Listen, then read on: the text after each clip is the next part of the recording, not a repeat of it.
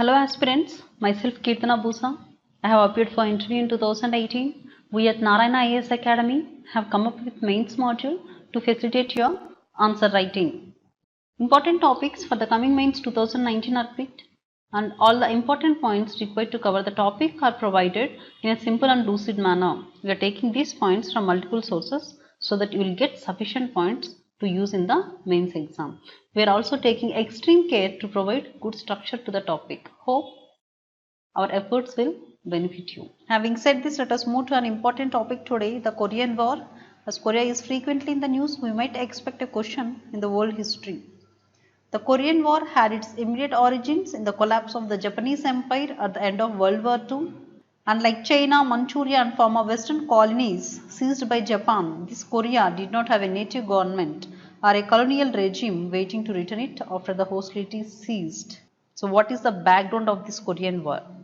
Korea had been under Japanese occupation since 1910, when in 1945 Japan got defeated. USA and USSR agreed to divide the country into two zones under the 38th parallel. And the Russia has taken the northern Korea and America the southern part, that is South Korea. And as per America is concerned, this decision to divide North and South Korea at 38th parallel is not a permanent division, and it wanted free elections for the whole country.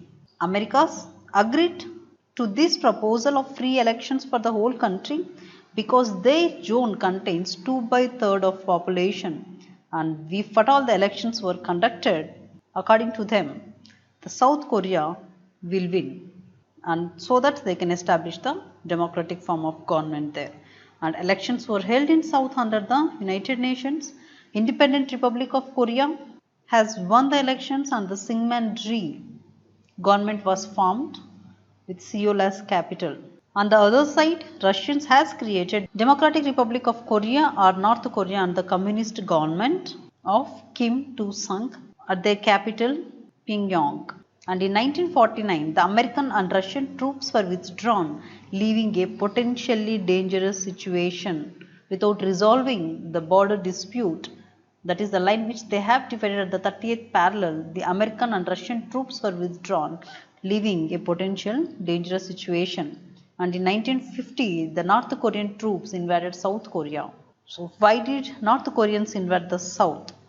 It was still not clear, but the following suggestions have been offered in order for the interpretation. One interpretation is that it was Kim Il-sung's own idea, and he might have possibly encouraged by the statement given by Dean Acheson, who is America's Secretary of State. And what did he say? He talked about which areas America will come to defend around Pacific region, and clearly this did not include Korea.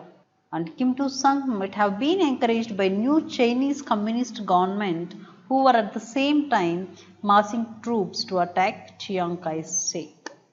And perhaps Stalin and Russians were responsible because they want to test Truman's determination. So they supplied North Korea with tanks and other equipment.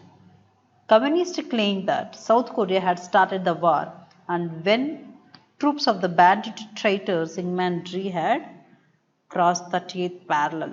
These are the four arguments given. Why did Koreans invade the South? Then USA had taken the action. There are several reasons why President Truman's decision to intervene. The America felt that it is a part of Russian plan to spread communism, and some Americans saw the invasion same as the Hitler's policies during 1930s, and the appeasement policy has not worked out then, so they thought that there is a need for intervention of the USA. And the Truman felt it was important to support United Nations organization because there was in his mind the failure of League of Nations, but now he wanted to support the United Nations organization. Not only that, the Truman's democratic government was coming under severe criticism from Republicans for failing to take action. And so the American policy changed decisively. And the American troops in Japan were ordered to Korea even before the UN had decided what action to take. In this way, we can say that they have not considered the international organization decision. And UN Security Council asked North Korea to withdraw, and when this was ignored by North Korea, they asked the member states to send help to South Korea. And their arrival was just in time to prevent the whole of South Korea from being overrun by the communists. Truman ordered an invasion of North Korea with UN approval, aiming to unite the country and hold free elections, but his aim was not met.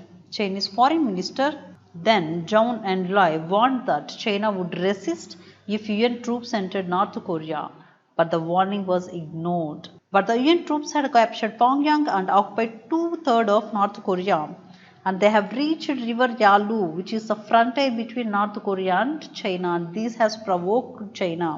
And China government, which was seriously alarmed and launched a massive counter-offensive with over 3 lakh troops described as volunteers. And what they have done, they had driven UN troops out of North Korea, crossed the 30th parallel and captured Seoul again by mid-January 1951.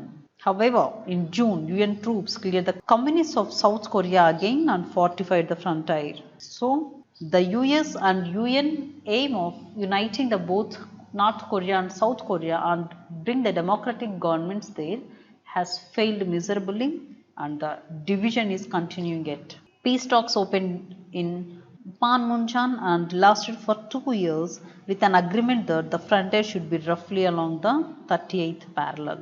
And this 30th parallel is still the division between North Korea and South Korea. This is all about the Korean War. Hope this video is helpful. Thank you and all the best.